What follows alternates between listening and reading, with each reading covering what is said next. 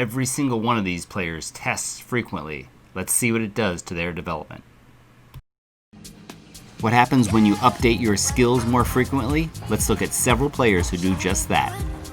The more you test, the more you know where you are and push yourself harder.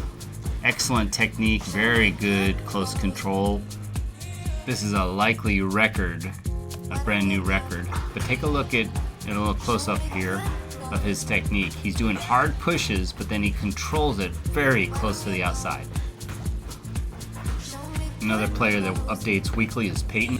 Very efficient on her touches, but I also like her timer. She's got a remote control in her hand and a timer on the tripod right there, which is super cool stuff. Next one is Elsa out in California working with her father. First, awesome quick control technique, but also you can see the dad's stopwatch in the frame. This one's pretty amazing. This is Mary. Look how smooth and how she has perfect technique, absolutely perfect technique. Her next level is just pushing herself harder, but her turn in, her control, her hips, everything is about as perfect as it gets. Mary is a good one to study if you're struggling with 20 cones. Next one is TJ working on two-touch wall ball. You can see the red cones, the orange cones are his 9-foot line.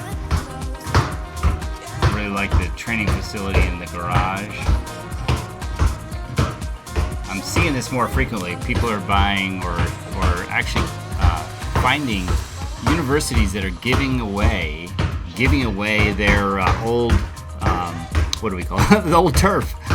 And they're using that, so it's pretty cool. So TJ is also a weekly skill updater and has learned really great technique on two-touch and one-touch wall ball air. This next one is 2 cones 8. Will working on it. Similar control to the 3 cones and how efficient they are on the outside of the cones with their touches. The last 2 players are working on striking. Nice driven ball from 35 yards using her non-dominant foot, her left, which is really quite excellent.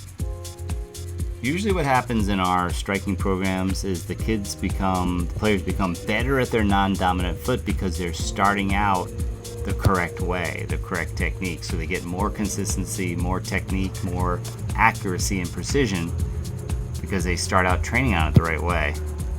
Striking is by far the hardest skill in soccer, and usually it takes players at least twice in the program to master the skill. Awesome. I love it when you guys achieve another level. This one's super creative. The reason is there is no real goal there. They actually just laid an 8-foot by 24-foot regulation goal onto the video so they can see whether it would be a proper strike or not. And these are all proper strikes. Even though she's not in her small goal, she would be hitting it into the big goal. So this is a creative way of getting around the fact that sometimes it's hard to get to a real goal. The other way to do it is to work off of a wall and just tape up or chalk up the goal size on a wall. Great improvement in striking, Alex. If you learn anything from this video, it's to test more frequently, weekly if possible.